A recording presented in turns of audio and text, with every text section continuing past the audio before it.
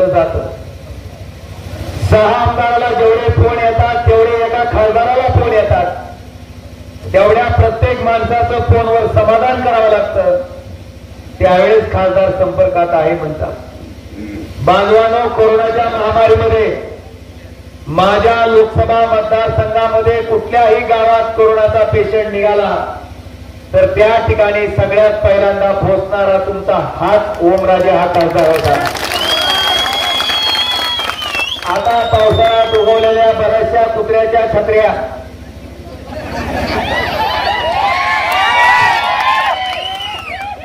ज्यांना विकासाचं भरतं आलंय, अनेक प्रकारची भाषणं केली जाते. मला सांगा, त्या कोरोनाच्या काळामध्ये तुम्हाला अर्चनाताई दिसल्या? तुम्हाला मल्हार पाटील दिसले? तुम्हाला राणेदादा दिसले?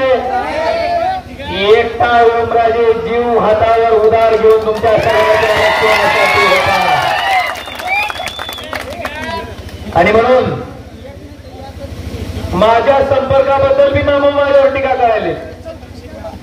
मला काय म्हणते, ही ओमराजेची फोनवर कामं करतोय ती चिल्लर काम आहे. काय मामा चिल्लर काम? अरे एखाद्या गरीबाच्या घरचं माणूस आजारी पडतोय, सरकारी दवाखान्याच्या ऐवजी प्रायव्हेट दवाखान्यात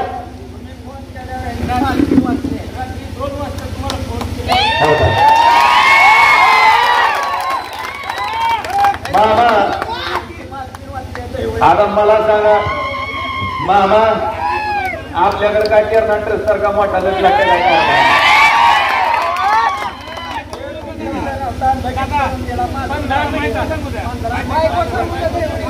अरे जाऊ दे, काही सांगायची सांगायची गरज नाही. तुमचं माझं गपचिप ठेवा. हप्ताच्या आड गेलं की असं शिकाहना की त्यांचं काय गरज नाही सांगायची. मला सांगा, मी केलेल्या कामावर माझा प्रचंड विश्वास आहे. का?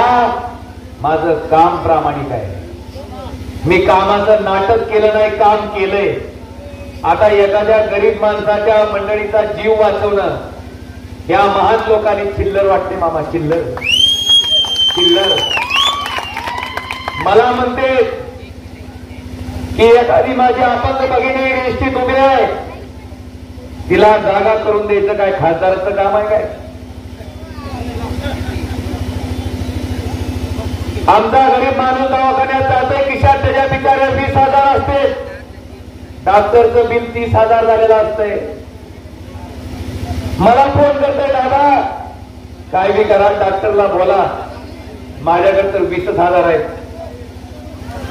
बांधवांनो, माझ्या विनंतीने त्या बिचाऱ्याचे 10,000 वाचत असतील, पण ती गरीब माणूस त्याला झालेली ही मदत कधीही विसरू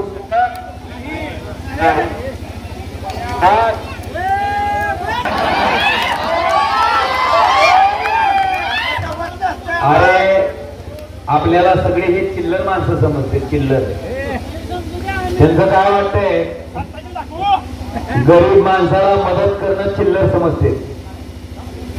गरीब माणसाचं जगणं त्यांना मान्य नाही. गरीब माणसाला डीपी दिला, त्याचं देणं कांद्याचं वाळायला असतं, रोजगार कोणाला असतं, लागलेला बायाचा फुकट बसून त्याला रोजगार द्यावा लागतंय. त्या कांद्याची लागण पण करणाऱ्या शेतकऱ्याला जेव्हा डीपी जळतोय तेव्हा त्याला माझी आठवण होती. अरे त्याला डीपी बदलून देत असेल, पण ती माझा शेतकरी मी केलेल्या कामाला कधी विसरत. आणि ती सारखं चिल्लरच काम आहे म्हणते. आता बंद काम का आहे नेमकं? बाबांना मला विचारायचंय, आता उद्या लोकसभेचं मतदान चालू झालं तर गुराख्या मागं जाणारा गुराख्याचं मतदान सुद्धा आपल्याला लागणार आहे का नाही? मग त्या गुराख्याची गाय जर डॉक्टर कशी पुजविली असेल तर त्यांना जरी चिल्लर काम वाटत असेल, बघा मतदान घेताना मतदानासाठी पाया पडतील करू मग त्यात सामान्य माणसाचं काम पडलं आणि ओमराजेनं केलं तर बिघडलं कुठं? काय बिघडलं? मी केलं, प्रामाणिकपणे केलं आणि मी केलंय, काम झालंय म्हणून आज अब्जाधीश माणसाला सुद्धा माझ्या पुढे टिकाव धरता येईना गेलाय. लागलाय मामा 30,000 बुताला दिले. आता आपल्यातले तर काय पुढारी शिल्लक राहतील का नाही की? सगळे पुढारी कुठे आहेत? होय, तुम्ही बघितलं का नाही? सगळे कमळाबाई सगळे. ही परिस्थिती आहे आज. मला तुम्हाला फार काही मोठं भाषण करायचं नाही, फक्त एक उदाहरण देणार आहे. पद्मसिंह पाटलाच्या कुटुंबातली व्यक्ती आता माझ्या विरुद्ध खासदारकीला उभारली आणि दुसऱ्या बाजूला कैलासवासी पवनराजे निंबाळकर साहेबांच्या कुटुंबातला ओमराजे आहे. आता मला तुम्हाला एकच उदाहरण द्यायचंय. बांधवानं 45 वर्ष पद्मसिंह पाटील आणि राणा पाटील ह्या जिल्ह्याचं मंत्री म्हणून नेतृत्व करत होते आणि 45 वर्ष या जिल्ह्याचं मंत्री म्हणून नेतृत्व केल्याच्या नंतर केंद्र सरकारनं या जिल्ह्याची कॅटेगरी ठरवली आणि त्या कॅटेगरीमध्ये दरिद्री जिल्ह्याच्या यादीत, मागासलेल्या जिल्ह्याच्या यादीत आपला जिल्हा धाराशिव देशात कितव्या नंबरला? 3ऱ्या नंबर. आणि ज्यांनी मंत्री म्हणून काम केलं ते डॉक्टर पद्मसिंह पाटील. जेव्हा 2009ची लोकसभा लढवत होते तेव्हा इस्टेट जाहीर केली आणि ती इस्टेट जाहीर केल्याच्या नंतर देशातल्या श्रीमंत खासदाराच्या यादीत डॉक्टर पाटलाचा क्रमांक मात्र वरचा.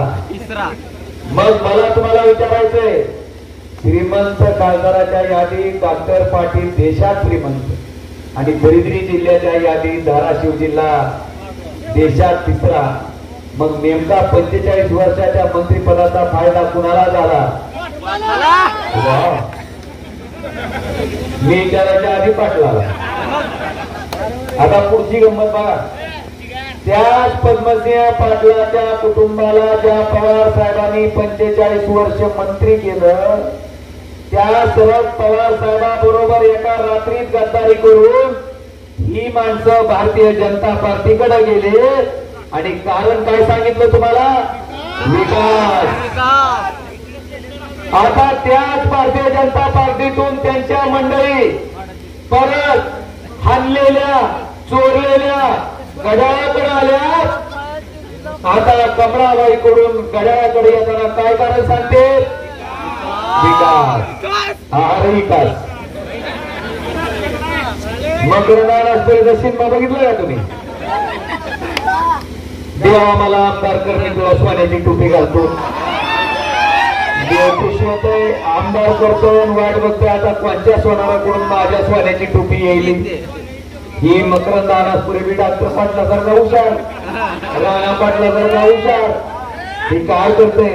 गावातलं सोन्या नावाचं पोरगं हुडकून काढते, त्या पोराला टोपी घालते आणि तीच टोपी काढून देवाला घालते. म्हणते देवा तुला सोन्याची टोपी. मकरंद अनासपुरेची सोन्याची टोपी आणि राणा पाटील डॉक्टर पाटलाचा विकास ह्याच्यात काडी मात्र फरक नाही. आता 45 वर्ष पवार साहेबांनी मंत्री केलेला माणूस एका रात्रीत शरद पवार साहेबांबरोबर गद्दारी करतो. जरी कारण विकासाचं देत असला तरी खरं कारण 2 नंबरचं हाणलेलं गबाळ किडीपासून वाचवलं. आणि आता आपली काही सत्ता येत नाही, सत्ता भाजपची ती लागला नंबर तर भाजपकडनं लागल.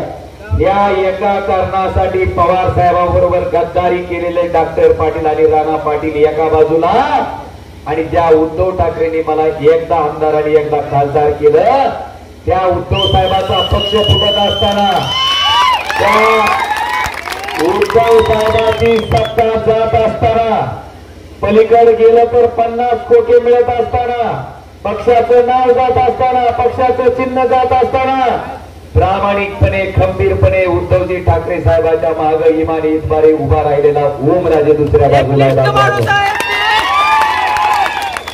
हे एक उदाहरण. आता मग गावात बरं आहे राणा पाटील तुमच्या गावकर रहिवासी नाही, नाहीतर सरपंच राणा पाटील, उपसरपंच अर्चनाताई पाटील, ग्रामपंचायत सदस्य चलते का? 2019 ला चुकून माझ्या जागी जर राणा पाटील आमदार खासदार झाला असतं 2019 ला, तर खालची विधानसभा राणा पाटलाची कोणी लढवली असते? काय फडणीची सांगते लगेच अर्चनाताई पाटील. ओमराजे खासदार झाला 19 ला, ओमराजेच्या खालची विधानसभा कोणी लढली? अरे घराणेशाही नुसती भाषणात बोलायची नसती तर स्वतःच्या कृतीतनं दाखवायची असती. ओमराजेनं दाखवून दिलं. आज मला अभिमान आहे की ते कैलास पाटील त्या 50 खोक्यावर लाथ मारून उद्धवजी ठाकरे साहेबांच्या मागे इमानदारीने उभे आहेत. मला वाटतंय हा फरक आहे त्यांच्यामध्ये ना आमच्यामध्ये. आणि म्हणून हे दोन फरक बास आहेत की तुम्हाला पाहिला बस. आणि ही माकडू सारखी मला विचारते ती काय ओमराजे ठळक काम सांगा, ठळक काम सांगा. मी राणा पाटलाला म्हणलं, अहो पाटील साहेब तुम्ही 45 वर्ष मंत्री होता, 45 वर्षात जिल्ह्याचा कसा काटा काढलाय हे तुम्हाला चांगलं माहिती आहे. तरी माझ्या विचाराचं तुम्ही 5 वर्षाचं काम विचारताय, चांगली गोष्ट आहे. मग माझं पहिलं ठळक काम त्यांना सांगितलं. काय सांगितलं? मी धाराशिवचं शासकीय वैद्यकीय महाविद्यालय आणि हॉस्पिटल नेरूळला तुमच्यासारखं नेऊन नाही केलं. मुंबईला मी कुठं केलं? धाराशिव मध्ये केलं. उद्धव ठाकरे मुख्यमंत्री असताना, महाविकास आघाडीचं सरकार असताना धाराशिव मध्ये मंजूर केलं आणि धाराशिव मध्येच त्या ठिकाणी चालू केलं. आता 3ऱ्या वर्षाची पोरं ऍडमिशन चालू आहे. पुढच्या वर्षी आपल्या त्या कॉलेजमधून डॉक्टर झालेली पोरं बाहेर पडते. त्या डॉक्टर पाटलानं मंत्री असताना आपल्या जिल्ह्यासाठी मंजूर असलेलं मेडिकल कॉलेज कुठं नेलं? मुंबई. कारण त्यांचं म्हणणं असं होतं की मुंबई आदिवासी भाग आहे, तिथं डॉक्टरची कमी आहे, दवाखान्याची कमी आहे. आपल्याकडचा तुळजापूरचा माणूस काय करीन? नाही तर लातूरला जाईल, आम्ही जगायला जाईल. नाहीच काय भेटलं तर घरची 2-4 एकर इकल आणि सट इलाज करीन.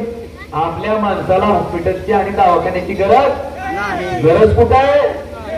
नेरूळ मुंबई तिथे नेलंय. आणि आता गंमत सांगतो तुम्हाला, त्या हॉस्पिटलमध्ये हे मल्हार पाटील गप्पा आणतोय, आम्ही फुकट ऑपरेशन केलं म्हणलं का नाही? आता त्याला सांगा, त्यानं फुकट ऑपरेशन केलंय म्हणलं म्हणून मी त्या हॉस्पिटलची माहितीच्या अधिकारात माहिती मागवली. हो, आणि माहितीच्या अधिकारात Terna speciality hospital and research centre, Mahatma Phule Jan Arogya योजना माहिती आहे का? इलाज दवाखान्यानं करायचा आणि पैसे कोणाकडून घ्यायचे?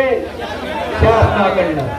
या पट्ट्यानं 2012 ला 24 लोकांवर 25 प्रकारच्या शस्त्रक्रिया किंवा क्रिया केल्या आणि त्याच्यासाठी शासनाकडून 2,50,750 रुपये घेतले. आता गंमत पुढे, 2013 ला 16 माणसावर किती? 16 माणसावर 138 प्रकारच्या शस्त्रक्रिया किंवा थेरपी. आता मला सांगा, 16 माणसाला जरी 138 वेळेस कोल फिटिंग केलं तर राहील का माणसाचं? म्हणून माझी त्यांना विनंती आहे की ती 16 माणसं इथं आणून दाखवा. आम्हाला शंका आहे की ती दीडजाकट आहेत का काय, राहिले का जागेवर त्यांचं, आम्हाला बघू द्या. आणि त्या 16 माणसाच्या बदल्यात 10,13,500 रुपये घेतले. 2014 ला लय गंमत आहे, 9 माणसावर 80 शस्त्रक्रिया किती किंवा थेरपी. आता 9 माणसाला जर 80चा फुल फिटिंग झाली मामा, काय बदल का? आणि त्याच्यासाठी 11,32,500 रुपये घेतले शासनाकडून. ह्या प्रदूषणानं 18,23,71,248 रुपये इतका मलिदा आपल्या नावाखाली कुणाकडून घेतला. मग शासनाकडून पैसे घेतल्यावर ह्यानं फुकट केलंय म्हणून भूषण हाणायचं का? नाही हाणायचं. पैसे शासनाचे घ्यायचे रुबाब आमच्यावर उठ म्हणाव ते चालत नाही. आणि म्हणून बांधवानो या पद्धतीनं केलेला मान, आणि मी माग म्हणत नाही सांगणार, ही माहितीच्या अधिकारात मी मागविलेला आहे. आणि माहितीच्या अधिकारात मागवलाय किती तारखेला? ही मागवलाय 2023 ला, 5-6 महिन्यापूर्वी. मी आजपर्यंत बोललो नव्हतो. जेव्हा मल्हार पाटलानं वाह केलं, वाह ते आम्ही फुकट तपासताव, तू फुकट तपासताय म्हणल्यावर तुझे लाभारी मी उडी करून टाकली. ही यांची मानसिकता. या पद्धतीनं काम करणारी माणसं आहेत. बांधवानो, ओमराजेचं पहिलं ठळक काम या जिल्ह्याचं शासकीय वैद्यकीय महाविद्यालय मंजूर केलं, चालू केलं, ठळक काम. दुसरं, काठी ते सारोळा रस्ता 30 लाख रुपये आपण दिले. कधी मी माझं जाणून सांगते.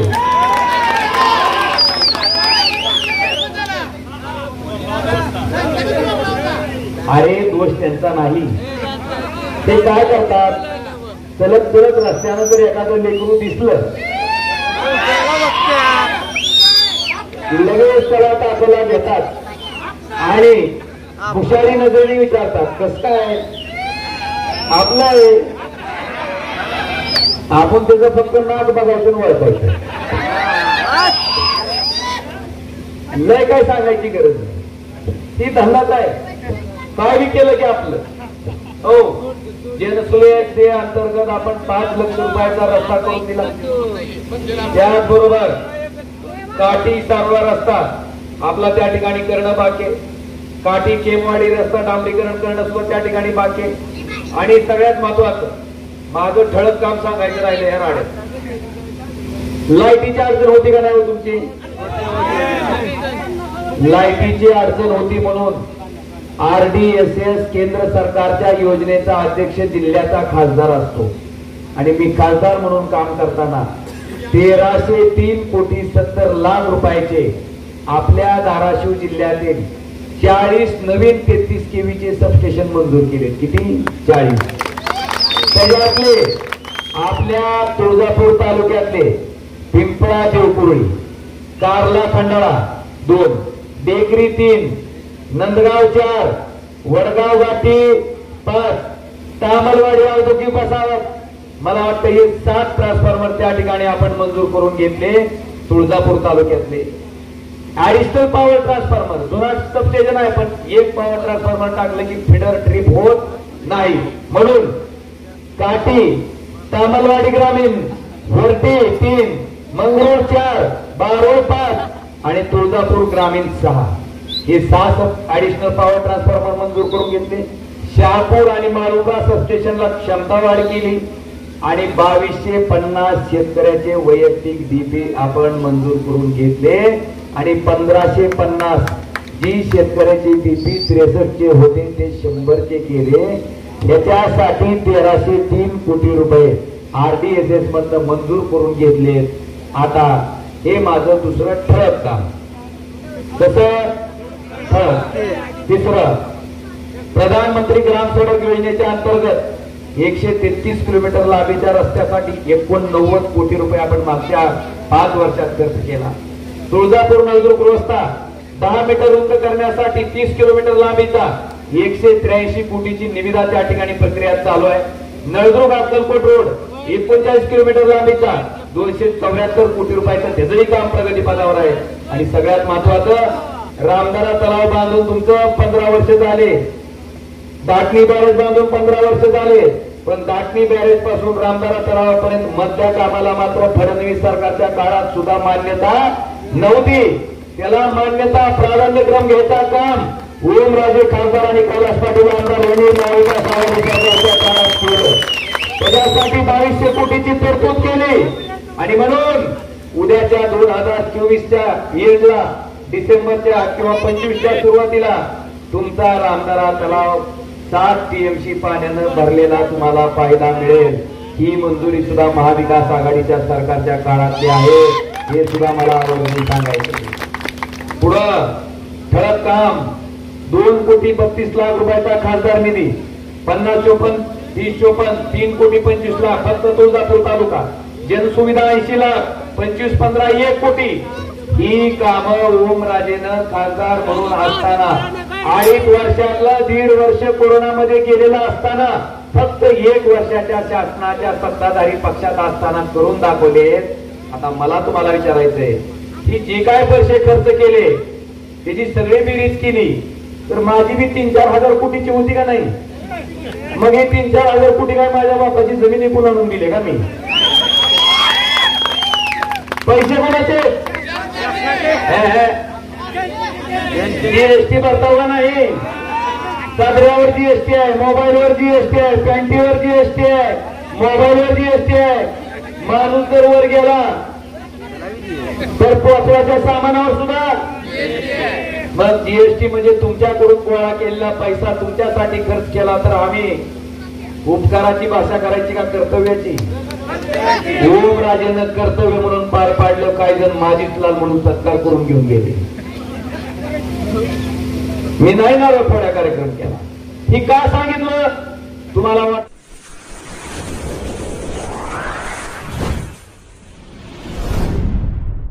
वीर महाराष्ट्र न्यूज चॅनलला लाईक आणि सबस्क्राईब करा।